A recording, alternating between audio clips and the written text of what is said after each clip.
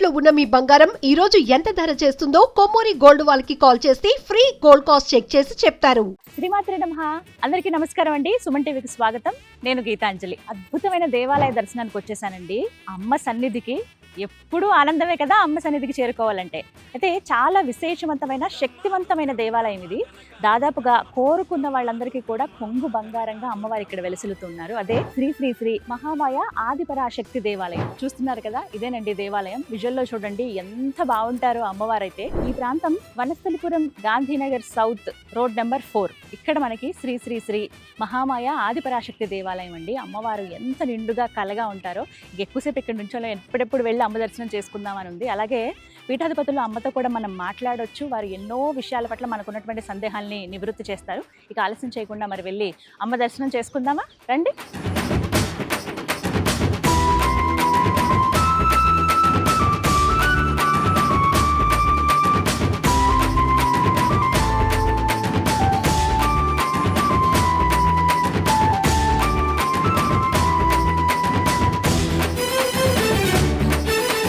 శ్రీమాత్రే నమః. నమస్కారం అమ్మా. నమశివాయ అమ్మా. ఓం నమ శివాయ. చాలా చాలా సంతోషం మిమ్మల్ని కలవటం. అమ్మవారి దర్శన భాగ్యం, మీ దర్శన భాగ్యం, ఇది నిజంగా జన్మ జన్మల సుకృతమేనమ్మా. నాకు కూడా నిన్ను చూడటం చాలా ఆనందంగా అనిపిస్తా ఉంది.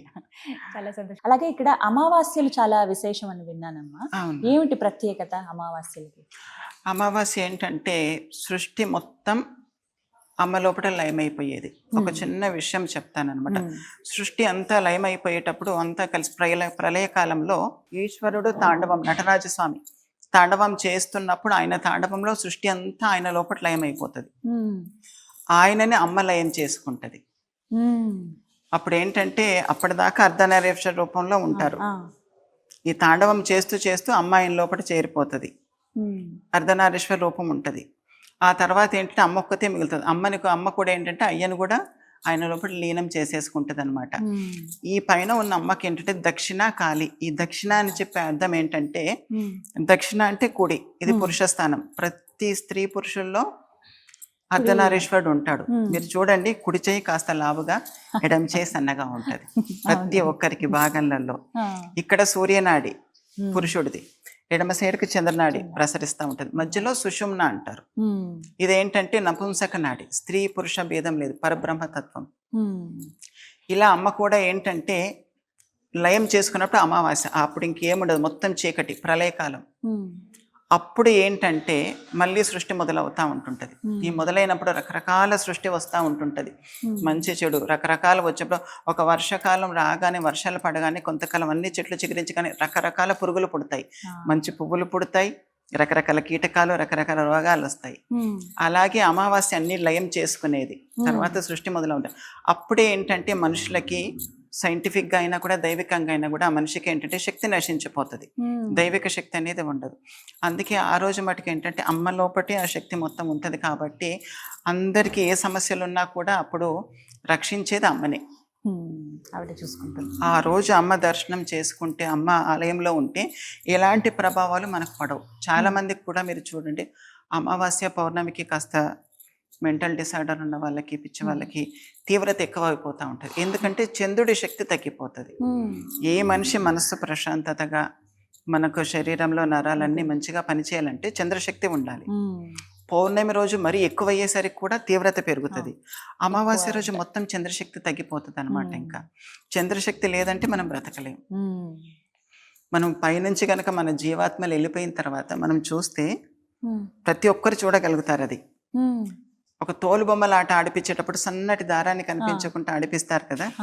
మన ఈ బ్రహ్మరంధ్రం నుంచి చంద్రుడికి ఒక సన్నటి తెల్లటి పొర ఉంటుంది. అది ప్రతి యోగులు ఋషులు చూడగలుగుతారు.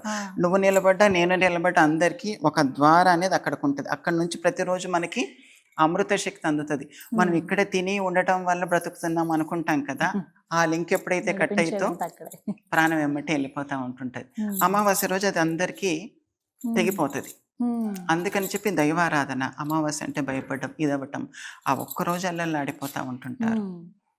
సాధారణంగా భయపడతాం. అంటే ఆంధ్ర, తెలంగాణ ఈ ప్రాంతాల్లో అమావాస్య అంటే కొంచెం ఆలోచిస్తాం, ఏమైనా పనులు చేయాలన్నా. కానీ శక్తివంతమైనది, చాలా శక్తివంతమైన రోజు. తమిళనాట చాలా గొప్పగా చేస్తారు ఇది. అలా అమావాస్య పూజ ఏంటంటే అందుకని ఇక్కడ చాలా విశేషము. తర్వాత ఏంటంటే అమ్మ మహాశక్తి అయినా కూడా అమ్మ ఏంటంటే మనందరి గురించి లలితాపరాభట రూపం నుంచి అమ్మ అంత పెద్ద స్థాయిలో అందుకోవాలంటే ఏ దానికైనా ఒక పద్ధతి ఉంటుంది, ఆ పద్ధతిగా వెళ్ళాలి. శ్రీచక్ర ఆరాధన ఇవన్నీ అంత స్థాయిలో చేయలేము కాబట్టి అమ్మ ఏంటంటే తన రూపాన్ని అతి సూక్ష్మంగా తగ్గించుకునేసి గ్రామదేవత రూపంలో వచ్చింది అమ్మ ఇక్కడ మనందరి కోసం. దీనికి ఏ మంత్రము ఏ తంత్రము ఏ పద్ధతి అవసరం లేదు. ఏ విధంగానే వెళ్ళి అమ్మ అని చెప్పేసి గుడ్డిగా మొక్కితే ఎమ్మటే బిడ్డ అని చెప్పేసి అమ్మ హత్తుకుంటది. అంటే అమావాస్యకి వచ్చి అమ్మ దర్శనం చేసుకోవడం ముఖ్యం. దర్శనం చేసుకోవడం ముఖ్యం అన్నమాట. ఆ రోజు అమ్మకి ఏంటంటే నియమంగా మామూలుగా బోనము ఆషాఢ మాసంలోనే చేస్తాం కదా, మన దగ్గర మటుకు అమ్మవారికి ఏంటంటే మట్టి కుండలోనే విశేషంగా అమ్మవారికి ఖచ్చితంగా బోనం వండేసేసి అమ్మవారికి ఏంటంటే అమావాస్య రోజు అమ్మవారు ఏంటంటే ఇంటి దగ్గర నుంచి ఇక్కడి దాకా ఒక ఊరి పొలిమేర అమ్మ కాస్తూ వస్తున్నట్టు ఏంటంటే ఆ రోజు బోనం తీసుకునేసి వస్తుంది. ఆ బోనం ఏంటంటే ఎక్కువ మటుకు కన్నెపిల్ల తీసుకురావాలి. నా మేనకోడలే ఉన్నది, తర్వాత చెల్లె వాళ్ళు వీళ్ళు కూడా తీసుకొచ్చేవాళ్ళు. ఇప్పుడు మటుకు ప్రస్తుతం ఒక 10-12 సంవత్సరాల నుంచి తనే తీసుకొస్తా ఉంది. అట్లా అంటే వీరే తేవాలని నియమం ఏమైనా ఉంటుందమ్మా? అలా ఏం లేదంటే అమ్మకు మటుకు ఇంటి నుంచే రావాలి, నేనైనా ఇంకా చెల్లి వాళ్ళు ఎవరైనా కూడా. ఆ రోజు మిగతా వాళ్ళైనా చేయొచ్చు. ఆ రోజు చాలా విశేషంగా శక్తి ఉంటుంది అమ్మ గ్రామదేవత రూపంలో ఉంటుంది. ఎక్కడ ఏ పద్ధతి ఉంటే ఆ పద్ధతి పాటించడం. మనం ఇక్కడ ఉన్నామనుకో ఈ సంప్రదాయం, ఫారిన్ కంట్రీస్కి వెళ్తే అక్కడ మారిపోతుంది అలవాట్లు పద్ధతులు. అమావాస్య రోజు అమ్మకి ఏంటంటే నిండుగా గ్రామశక్తిగా ఉంటుంది అమ్మ. కాస్త అందుకని ఏంటంటే బోనం తీసుకురావడం, గుమ్మడికాయ బలి ఇవ్వటం. అమ్మకు ఆ రోజు మొక్కుకొని చాలా మంది నిమ్మకాయ దండలు తీసుకొస్తారు. ఒక దంపతులు ఉండేవాళ్ళు దగ్గర దగ్గర 70 ఊర్ల దాకా ఆంధ్రాలో చాలా తోటి తిరిగారు. ఆ అమ్మాయికి మతి స్థిమితం లేకుండా మంచిగా ఉన్నది, పిల్లలకి అంతా ఉన్నారు. వీధిలో మామూలుగా వెళ్ళే వాళ్ళని కొట్టడం తిట్టడం చేసేది, మతి స్థిమితం లేకుండా పిచ్చావిడిలాగా చేసేది. చాలా బాధపడ్డాడు ఆయన. సంవత్సరం పడుతుంది అని చెప్పేసి అన్నాను. ప్రతి అమావాస్యకి అమ్మవారి దర్శనం చేసుకోవడం, నిమ్మకాయ దండ అమ్మకు సమర్పించడం ఇది చేయటం వల్ల చాలా మంచిగా అయిపోయింది. చాలా సంతోషంగా ఉన్నారు వాళ్ళు. అట్లా అంటే ఎట్లాంటి తీవ్రమైన కోరికలైనా నిమ్మకాయ దండ అమ్మవారికి సమర్పించడం. నిమ్మకాయకున్న శక్తి ఏంటంటే నకారాత్మక శక్తిని తొందరగా గమనించేస్తుంది. కొన్నిటికి ఆ శక్తులు ఉంటాయి అనమాట, మనకు తెలియదు. కానీ దాన్ని నిరూపించే పద్ధతులు కూడా నేను చూపిస్తాను అనమాట. నిమ్మకాయనే ఎందుకు అమ్మ దగ్గరికి ఇంకే కాయైనా పెట్టొచ్చు కదా అంటే దానికి ఉన్న శక్తి అట్లాంటిది అనమాట. నిమ్మకాయ దండ తేవటం, ఇంటి దగ్గర నుంచి గుమ్మడికాయ బోనం అమ్మవారికి వచ్చేసేసి బిల్వాలు తులసి దళాలతో అమ్మకు విశేషమైన అర్చన.